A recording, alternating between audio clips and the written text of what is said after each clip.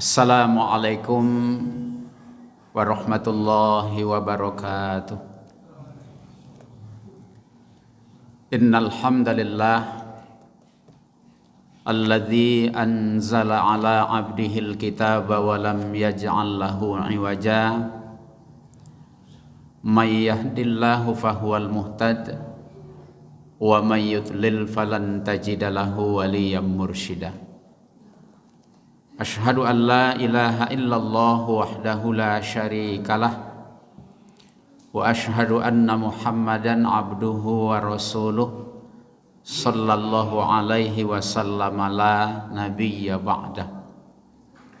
Allahumma fasalli wa sallim ala hadzal nabiyyil karim wa ala alihi wa ashabihi wa man tabi'ahum bi ihsanin ila yaumiddin. Faqala Allah Ta'ala fi kitabihil karim, a'udzu billahi minasy syaithanir rajim, bismillahirrahmanirrahim. Ya ayyuhalladzina amanu taqullaha wal tanzur nafsum ma qaddamat lighad wattaqullaha innallaha khabirum bima ta'malun. Shadaqallahul azim.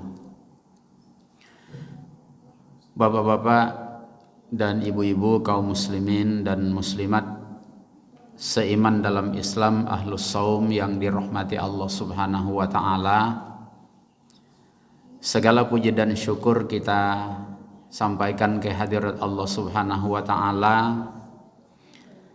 Alhamdulillah, doa yang kita panjatkan kepada Allah sejak 2 bulan yang lewat, tepatnya sejak bulan Rajab, kita berdoa supaya Allah berkahi hidup kita di bulan Rajab, Allah berkahi hidup kita di bulan Sya'ban, dan dipertemukannya kita dengan bulan Ramadan. Alhamdulillah, hari ini kita sudah masuk pada hari yang kelima. Bapak dan Ibu yang dirahmati Allah, kalau kita hitung-hitung rasa, kita bawa secara perasaan, sebetulnya melaksanakan ibadah di bulan Ramadan ini ada susahnya juga, ada beratnya, kalau tidak didasari dengan keimanan. Apa sebab? Karena fisik kita ini di saat kita lapar maunya makan, di saat minum, di saat haus maunya minum, di saat kebutuhan biologis kita menuntut mestinya kita salurkan.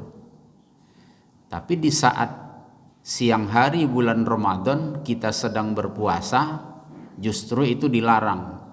Di saat kita lapar tak boleh makan, di saat haus tak boleh minum, di saat kebutuhan biologis kita menuntut harus kita tahan. Sebetulnya berat. Dan beratnya kehidupan di bulan Ramadan itu kita sadari. Walau demikian, kalau boleh kita gunakan istilah nekat juga kita berdoa kepada Allah supaya dipertemukan dengan bulan Ramadan, meskipun akan membuat kita susah. Kenapa? Setidaknya ada suatu kesadaran di dalam diri kita bahwa kita ini adalah orang-orang yang pernah buat salah dalam hidup kita. Iya Pak. Kita ini orang-orang yang punya dosa. Cuma saja kita ini tidak mau masuk neraka, kan gitu masalahnya Pak. Bersalah kita akui, berdosa kita akui juga. Cuman problemnya masuk neraka nggak mau. Kalau bahasa kampung Pak sakarepmu, ya Pak, saenak edewe. Kalau bahasa orang Padang, salamak dia awak saya namu tu. Kalau bahasa kampung beliau ni, giot di rohamu saja. Marsala ra masuk neraka Indara. Padahal konsekuensinya memang itu. Nah, disebabkan kondisi seperti itu, kondisi kejiwaan kita merasa bersalah, merasa berdosa sementara masuk neraka nggak mau, makanya sampai 2 bulan berdoa supaya dipertemukan dengan bulan Ramadan. Harapannya di bulan Ramadan ini kita dapat ampunan dari Allah. Cuman Bapak dan Ibu yang perlu kita ingat, puasa ini bagian dari amal soleh. Sementara tidak semua amal soleh itu nanti bisa menghapuskan kesalahan jika persyaratannya tidak kita penuhi. Yuk kita lihat mana contoh dosa yang disebutkan Allah di dalam Quran yang dikerjakan oleh manusia dalam kehidupan. Kita tengok di Quran surah Al-Furqan ayat 68. Kata Allah dalam ayat itu, walladzina la yad'una ma'allahi ilahan akhar. Kata Allah, ada manusia itu yang dia tidak menyembah sesuatu selain Allah, berarti dia bertauhid. Kemudian wala yaqtuluna nafsallati harramallahu illa bil haq. Dia tidak membunuh jiwa yang dilarang Allah, artinya dia tidak membunuh orang. Yang ketiganya wala yaznuna, dia tidak berzina. Berarti orang baik-baik itu. Dia tidak syirik, dia tidak membunuh orang, dan dia tidak melakukan perbuatan zina. Kata Allah, wa may yaf'al dzalik. Siapa yang melakukan hal itu berarti berbuat syirik dia, atau membunuh orang dia, atau berzina dia. Kata Allah apa? Yalqa asama. Orang ini akan mendapat azab yang berat. Itu 3 contoh dosa.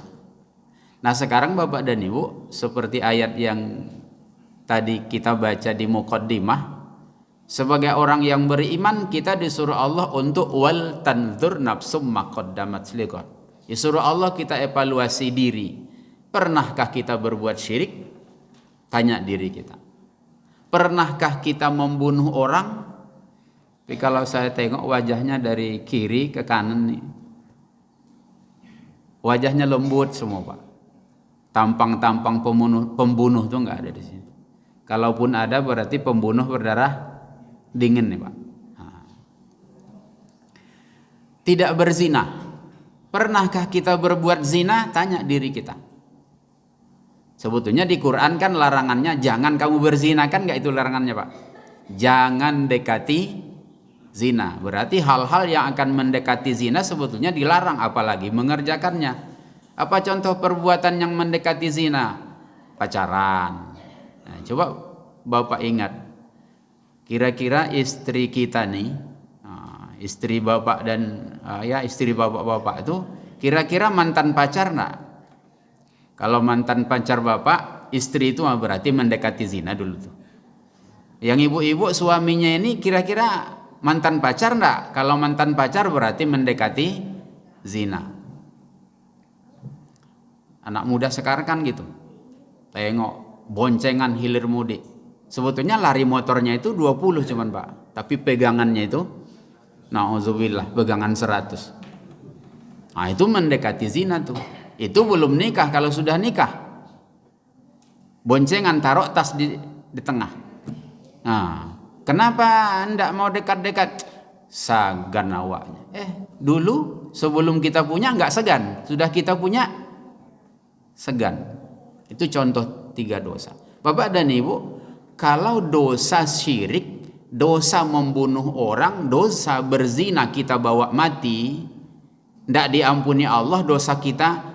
Azabnya 3 tingkat di ayat 69-nya.